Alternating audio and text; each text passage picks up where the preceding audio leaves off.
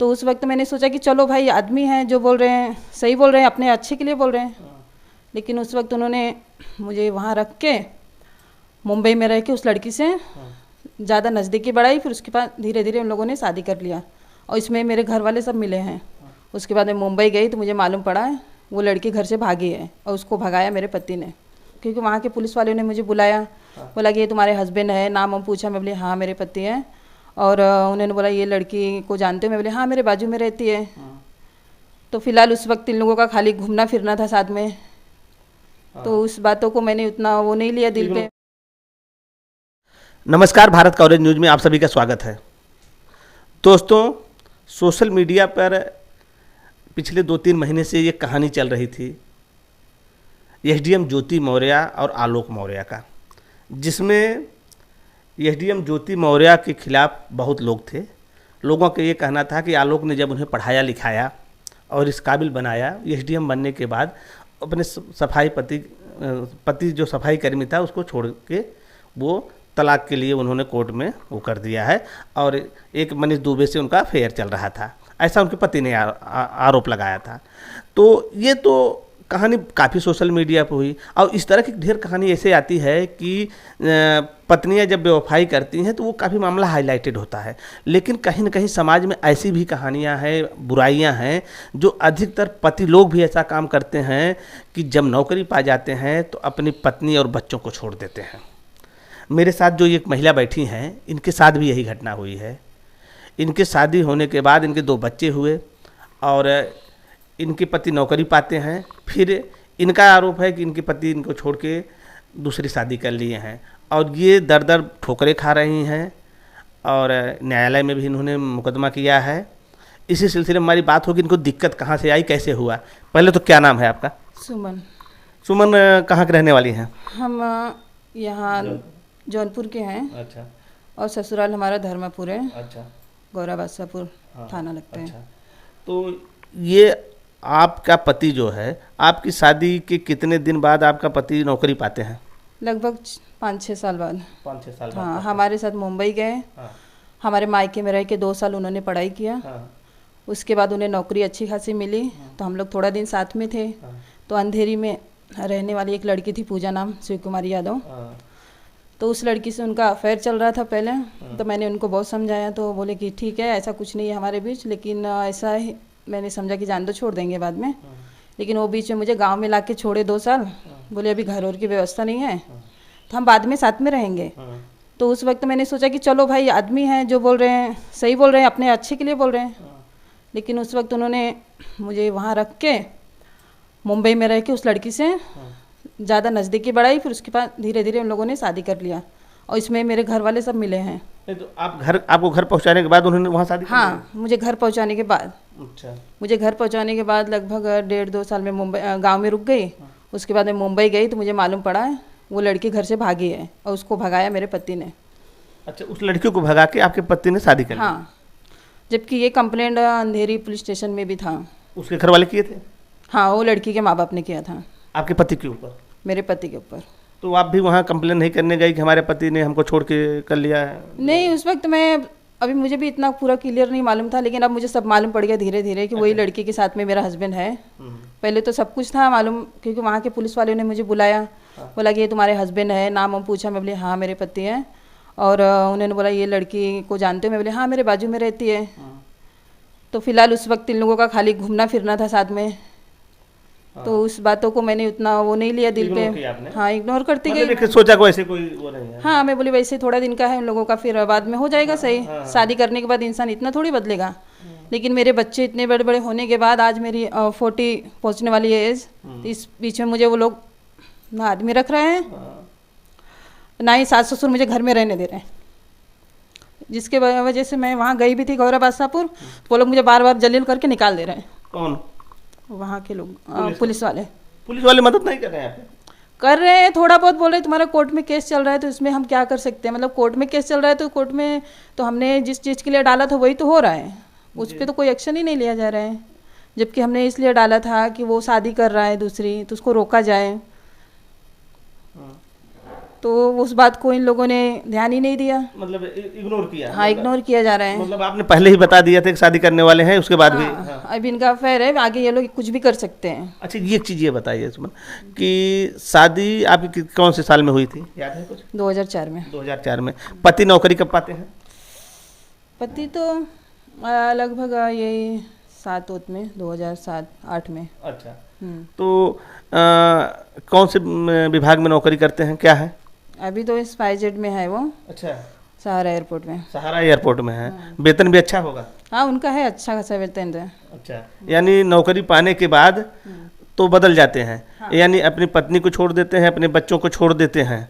बच्चे को और मुझे भी आज छोड़ के लगभग हो गया 4 साल 5 साल। देखिए दोस्तों, ये इसीलिए मैंने पहले कहानी आपको बताई कि जो ये आलोक मौर्य और इनका ज्योति मौर्य वाला मामला चल रहा था, उसमें सब लोग जो है दोषी ज्योति मौर्य को बता रहे थे कि अपने पति को छोड़कर वो दूसरे के चक्कर में पड़ी हैं और तलाक लेना चाहती हैं। अब देखिए, ये शादी के बाद हर गृहिणी का अपने पति का कहीं न कहीं योगदान होता है उसको आगे बढ़ाने में, तो इनका भी रहा होगा पढ़ाई करने के दौरान हर चीज़। अब नौकरी पाते हैं, उसके बाद जो है दूसरी शादी कर ले रहे हैं और ये दर दर ठोकरें खा रही हैं। तो आपके सास ससुर का क्या कहना है? वो लोग मुझे छुड़वाना चाहते हैं, बोल रहे कि हम नहीं रख सकते हैं ये घर में अब रहने। अब जब उसने दूसरी शादी कर ली तो हम इसको कैसे रखेंगे, उन लोगों का ये कहना है। नहीं, वो भी मदद नहीं कर रहे हैं? नहीं, कोई नहीं कर रहा है सर। अच्छा, इस दौरान अपने पति से कभी बात करने का प्रयास किया आपने? मैंने बहुत कोशिश किया, लेकिन इसमें सब लोग मिले हैं ना, मेरे सास ससुर भी उनको मेरे नज़दीक नहीं आने दे रहे हैं। नज़दीक भी नहीं आने दे रहे हैं? हाँ। तो अपने ससुराल रहती हैं आप? ससुराल में मैं वही बीच में गई थी, आज हो गया 15-20 दिन। तो मैं गई थी तो मेरे पति ने मुझे उस वक्त वहाँ पे मुझे बल्कि दरवाजे में ताला वाला लगा दिया, बोला यहाँ पे रहने की ज़रूरत नहीं है, आप यहाँ से जाओ, जहाँ मन के वहाँ जाओ, अपने भट्टे में जाओ, कहीं पे जाओ, जियो यो मारो, हमसे मतलब नहीं है। ऐसा जवाब दिया हमारे हस्बैंड ने। कितने साल हो गए शादी के आपके बीते हैं अभी तक? शादी को हो गया लगभग सर 19 साल। 18 साल शादी को हो गया, 40 साल उम्र हो रही है। अब इनका पति कहता है कि तुम चाहे जहाँ जाओ, भट्टे के कहीं भी जाओ कहता है। आप लोग सोचिएगा, इस वीडियो में कमेंट करिएगा, ऐसे ऐसे भी लोग समाज में पड़े हैं जो है। आप बताइए, इनके 2 बच्चे हैं, बच्चा कहाँ है आपका? मेरा बेटा सर यहीं पे पढ़ाई कर रहा है। अच्छा, बेटा साथ है आपके? नहीं, अभी तो फिलहाल वहाँ पर स्कूल में गया है। आपके साथ है मतलब? हाँ, साथ में। बेटी कहाँ है? बेटी वहीं ससुराल में है, सास ससुर के पास है। तो बेटी मिलती है? उसकी भी पढ़ाई पे बरोबर ये लोग ध्यान नहीं दे रहे। कभी बोलते हैं कि हॉस्टल में डाला हूँ, तो कभी बोलते हैं कि यहाँ पे गांव में पढ़ाई करो। मतलब उसकी भी पढ़ाई पे मुझे लग रहा है कि वो बरोबर नहीं ध्यान दे रहे हैं ये लोग। बेटी से आपकी बात होती है? नहीं सर। क्यों नहीं होती? वो लोग करने ही नहीं देते हैं। बेटी से बात नहीं करने देते आप? नहीं सर, बल्कि मेरे खिलाफ उसको भड़काया गया है, माँ अच्छी नहीं है, बुरी है, ये वो दुनिया भर का उसके कान में सब भरते हैं। सास दिल तो टूटता होगा जब अपनी बेटी। जी सर, वो मेरे सामने है, मैं उससे बात नहीं कर सकती। अब इससे बड़ी कौन सी सजा होगी? अपनी बेटी से बात नहीं करने? नहीं।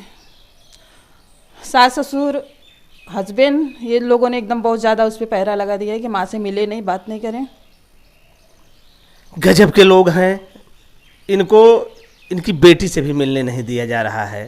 तो प्रशासन से कभी कहा आपने कि हमारी बेटी से हम बात नहीं करें? कई बार गई सर प्रशासन में, वो लोग बोल रहे हैं कि ये सब हम कुछ नहीं कर सकते इसमें, आपकी मदद।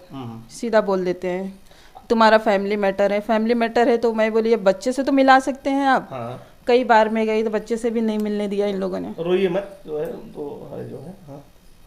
तो यही सब सर, परेशान हो गई मैं, हर जगह दौड़ दौड़ के, कुछ नहीं हो रहा है। अच्छा, कोर्ट में आपने क्या आवेदन किया है? कोर्ट से क्या मांग किया है आपने? कोर्ट में तो मैं सर वही समझौता ही चाहती थी हमेशा से, मुझे साथ में ही रहना है।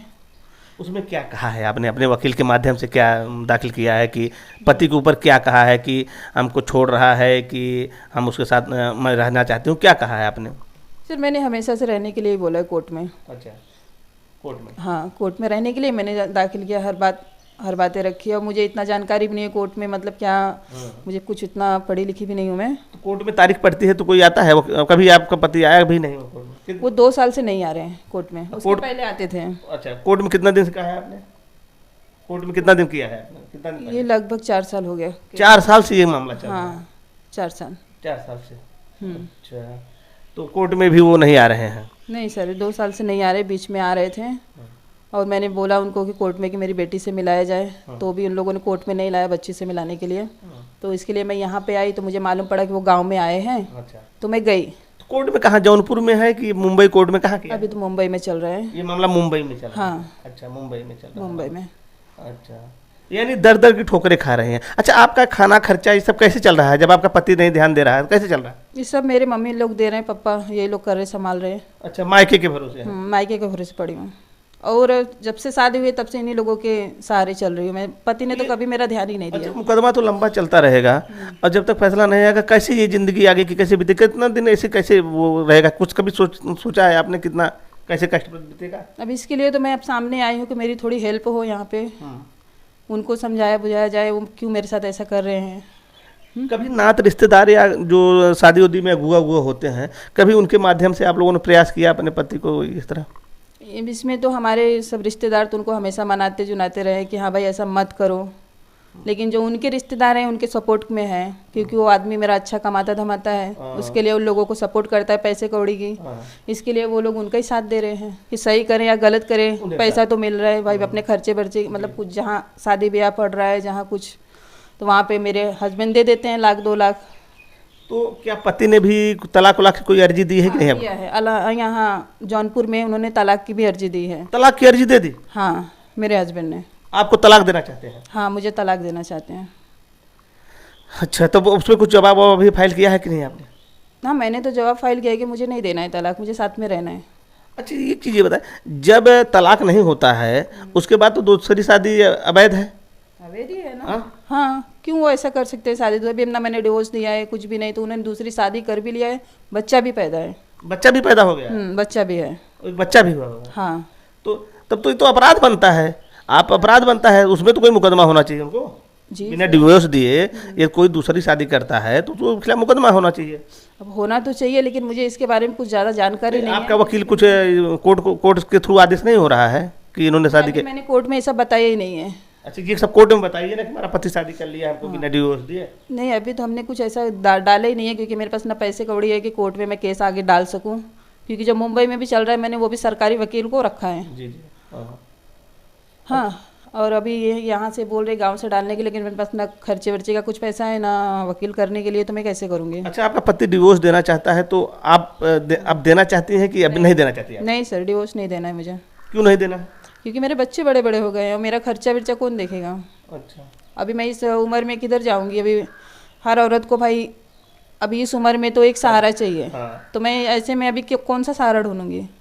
मेरे बच्चे भी मेरे साथ नहीं रहेंगे, अगर मैंने डिवोर्स दे दिया तो डिवोर्स देने के बाद बच्चे उसके ही पास रहेंगे, तो मुझे डिवोर्स तो देना ही नहीं है, और बच्चों के बगैर मैं रह ही नहीं सकती हूँ। तो जैसे मान लीजिए वो डिवोर्स आप नहीं देती हैं तो उनको तो कुछ आपको भत्ता देना चाहिए, जब तक नहीं साथ में है हर्जाना भत्ता देना चाहिए ना, वो क्या कहते हैं वो? हाँ, वो कुछ दे रहे हैं थोड़ा बहुत, मतलब वहाँ से मतलब 4,000 कुछ दे रहे हैं। तो बच्चे के फीस उसमें भी नहीं हो पा रहा है, उसका ट्यूशन का, और वो भी 3-4 महीने से नहीं दे रहे हैं। तो यानी आप भत्ता भी नहीं चाहती हैं? सही सही तो ये भत्ता भी नहीं आप चाहती हैं? नहीं, आप चाहते हैं साथ रखें पति? हाँ, साथ में रखें। अच्छा। और फिलहाल जो दे रहे थे वो भी 3-4 महीने से वो भी बंद कर दिए हैं। अभी वो मेरे बच्चे का फीस रुका है, स्कूल का बार बार फ़ोन आ रहा है टीचर का, अभी एग्ज़ाम चालू होने वाले हैं, मतलब ये हर तरह से मैं रुक गई हूँ, बच्चे का भी नहीं पूरा ध्यान दे पा रही हूँ।